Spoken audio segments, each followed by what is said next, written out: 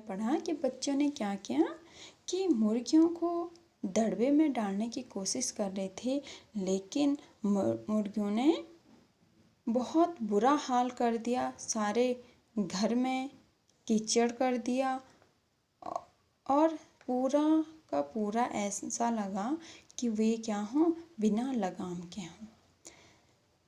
इधर किसी को सूझी कि जो भेड़ें आई हुई हैं लगे हाथ उन्हें भी दाना खिला दिया जाए। अब कुछ बच्चों को के मन में आया कि भेड़ें आ रखी हैं और इनको क्या कर देते हैं, दाना खिला देते हैं। जैसे ही बच्चे दाने का लेकर गए और भेड़ों ने दाने का सूप देखा तो सारी भेड़ें एक साथ उस पे टूट पड़ी। वे कूदती फांकती तख्तों पर चढ़ गई और भेड़ों की नज़र तो बस किस पे थी, दाने के सूप पे थी।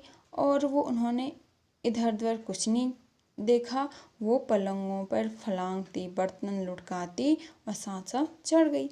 अब इस बीच तख्त पर जो बानी दीदी का दुपट्टा भी फैला हुआ था, जिस पर क्या कि गोखरी, चंपा और सलमा सितारे रखकर बड़ी दीदी मुगलानी बुआ को कुछ बता रही थी, लेकिन भेड़ों ने कुछ नहीं देखा। उनको निसंकोच सबको रौंदती भी और जो वहाँ पे दौड़ पड़ी।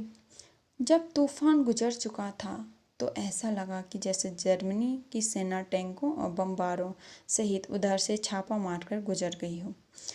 अर्थात जब किसी बड़े ने क्या किया, सारा संभाला, भेड़ों को भी दाना खिला करके उनकी जगह पे भेज दिया, तो पूरा घर ऐसा अस्त व्यस्त हुआ कि मानो जब विश्व युद्ध हुआ था तो मानो ऐसा लग रहा था कि उस विश्व युद्ध के दौरान जर्मनी की सेना टैंकों और बमबारों सहित उधर से छापा मारकर गुजर गई होगी। यानी वह पूरे घर को तहस नहस कर दिया।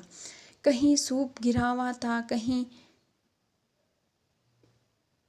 भेड़ें शिकारी कुत्तों की तरह गंध सूंघती हुई हमला करती गई। हज्जन माँ एक पलंग पर दुपट्टे से मुंह ढांके सो रही थी। उस पर से जो भेड़ें दौड़ी तो न जाने वह सपने में किन महलों की सैर कर रही थी। ये दुपट्टे में उलझी हुई मारो मारो चीखने लगी। अब हज्जन माँ क्या कर रही थी, सो रही थी और उनके ऊपर भी भेड़ें चढ़ गई और वो बिल्कुल मारो मारो करके चीखने लगी। इतने में भेड़ें सूप को भूलकर तरकारी वाली की टोकरी पर टूट पड़ी। वह दालान में बैठी मटर की फलियां तोल तोल कर रसोइये को दे रही थी। अब इनके घर में क्या थे, एक तरकारी वाली यानी सब्जी वाली भी आई की थी, जो कि अपनी सब्जियां, दालान का अर्थ होता है बरामदा, बरामदे में बैठी हुई अपनी मटर की फलियां तोल करके रसोइये को दे रही थी। वह अपनी तरकारी का बचाव करने के लिए सीना तान कर उठ गई। और आपने कभी भेड़ों को मारा होगा तो अच्छी तरह देखा होगा कि बस ऐसा लगता है जैसे रुई के तकिए को कूट रहे हों, भेड़ों को चोट ही नहीं लगती। अब वो क्या, सब्जी वाली भी उठी और उनको मारने लगी, लेकिन भेड़ों पे किसी भी मार का कोई असर नहीं हुआ। और भेड़ों को तो ऐसा लग रहा था कि वो बस उनके साथ क्या कर रहे हैं, मजाक कर रहे हैं, वह आप पर ही चढ़ बैठेंगी। जरा सी देर में भेड़ों ने तरकारी छिलकों सहित अपने पेट की कढ़ाई में छोंक दी और थोड़ी देर में सब्जी वाली की सारी सब्जियां उसने क्या कर दी, अब खा दी। इधर यह प्रलय मची थी, उधर दूसरे बच्चे भी लापरवाह नहीं थे। इतनी बड़ी फौज थी जिसे रात का खाना न मिलने की धमकी मिल चुकी थी। वे 4 भैंसों का दूध दोहने पर जुट गए। धुली बेधुली बाल्टी लेकर 8 हाथ 4 थनों पर पिल पड़ी। भैंस एकदम जैसे चारों पैर जोड़कर उठी और बाल्टी को लात मारकर दूर जा खड़ी। अब बच्चे भी कहीं से हार मानने को तैयार नहीं थे, वो क्योंकि उनको क्या यह धमकी मिल चुकी थी कि कब अगर बच्चे काम नहीं करेंगे तो उनको रात का खाना नहीं मिलेगा। अब बच्चों से तो कोई भी काम नहीं हुआ तो किसी ने सोचा कि क्या करते हैं हम भैंस का दूध दूहते हैं। अब सारे बच्चे, चाहे वो बाल्टी गंदी हो साफ हो, सारे लेकर के भैंस के पास चले गए। अब भैंस के 4 थन और 4 बच्चे उस भैंस को धोने के लिए दौड़ पड़े। और भैंस ने जैसे देखा वो एकदम बाल्टी को लात मारकर दूर जा खड़ी हुई। तय हुआ कि भैंस की अगाड़ी पिछाड़ी बांध दी जाए, फिर काबू में लाकर दूध दूह लिया जाए। बस झूले की रस्सी उतारकर भैंस के पैर बांध दिए गए। अब बच्चों ने सोचा कि भैंस तो ऐसे काबू में नहीं आ रही, तो इसका ऐसा करते हैं, आगे और पीछे के पैर बांध देते हैं। तब फिर के बच्चे तब भैंस काबू में आएगी और फिर हम आराम से दूध दूह लेंगे। अब बच्चों ने क्या किया, झूले की रस्सी उतारी और भैंस के पैर बांध दिए। पिछले 2 पैर चाचा की चारपाई के पायों से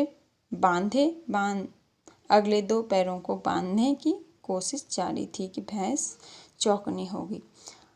अब बच्चों ने क्या किया, भैंस के पीछे वाले पैर चाचा जी सोए हुए थे, उनके चारपाई के पायों से बांध लिए। अब बच्चे अगले वाले पैर, आगे के पैर बांधने की कोशिश कर रहे थे कि भैंस बिल्कुल चौकन्नी हो गई, तैयार हो गई कि ये मेरे साथ कुछ करने वाले हैं। छूट कर जो भागी तो पहले चाचा जी समझे कि शायद कोई सपना देख रहे हैं।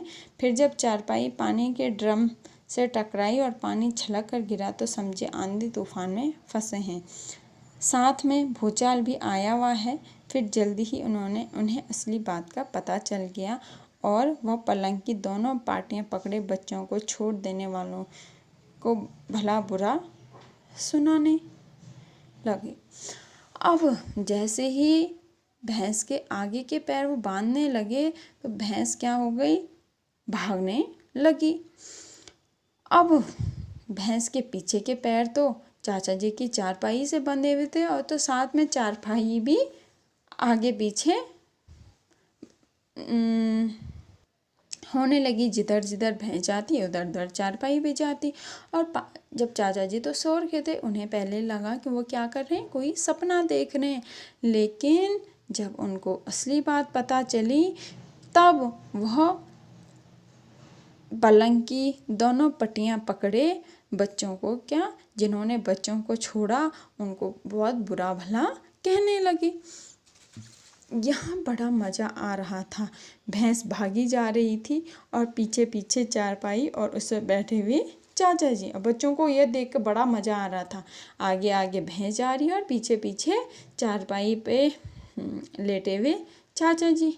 ओहो, एक भूल ही हो गई, यानी बछड़ा तो खोला ही नहीं, इसलिए तत्काल बछड़ा भी खोल दिया गया। अब बच्चों ने कहा, अरे हम तो भूल गए, बछड़ा भी तो खोलना था। और उन्होंने एकदम से तत्काल यानी उसी समय बछड़ा भी खोल दिया। तीर निशाने पर बैठा और बछड़े की ममता में व्याकुल होकर भैंस ने अपने खुरों को ब्रेक लगा दिए। बछड़ा तत्काल जुट गया, दुहने वाले गिलास कटोरे लेकर लपके, क्योंकि बाल्टी तो छपाक से गोबर में जा गिरी थी। बछड़ा फिर बागी हो गया।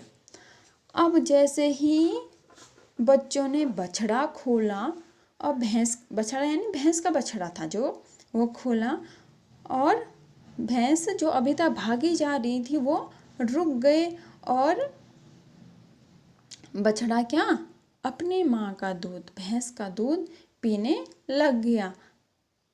और बछड़ा फिर बागी हो गया। बछड़ा बिल्कुल खुश हो गया और भैंस का दूध सारा किसने पी लिया, उसके बछड़े ने।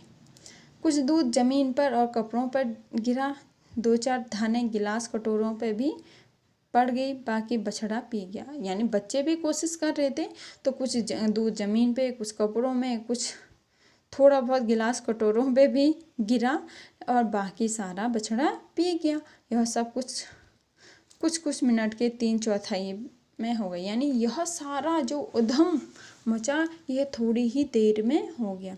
घर में तूफान उठ खड़ा हुआ। ऐसा लगता था जैसे सारे घर में मुर्गियां, भेड़ें, टूटे हुए तसले, बाल्टियां, लोटे, कटोरे और बच्चे थे। बच्चे बाहर किए गए, मुर्गियां बाग में हकाई हँकाई गई, मातम सा मनाती तरकारी वाली के आंसू पोंछे गई।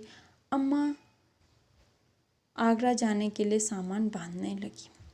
अब बच्चों ने इतना कुछ किया कि घर में बिल्कुल क्या हो गया, तूफान सा आ गया। ऐसा लग रहा था कि घर में केवल क्या हैं, जो मुर्गियां हैं, भेड़ें हैं, जो अब इनके कारण जो तसले टूटे हुए हैं, या बाल्टियां, लोटे और कटोरे ही बचे हुए हैं। अब सारे बच्चों को घर से बाहर किया गया और जो मुर्गियां थी उनको बाग में हँकाई गई और मातम यानी शोक मनाती हुई तरकारी वाली के आंसू पोंछे गए।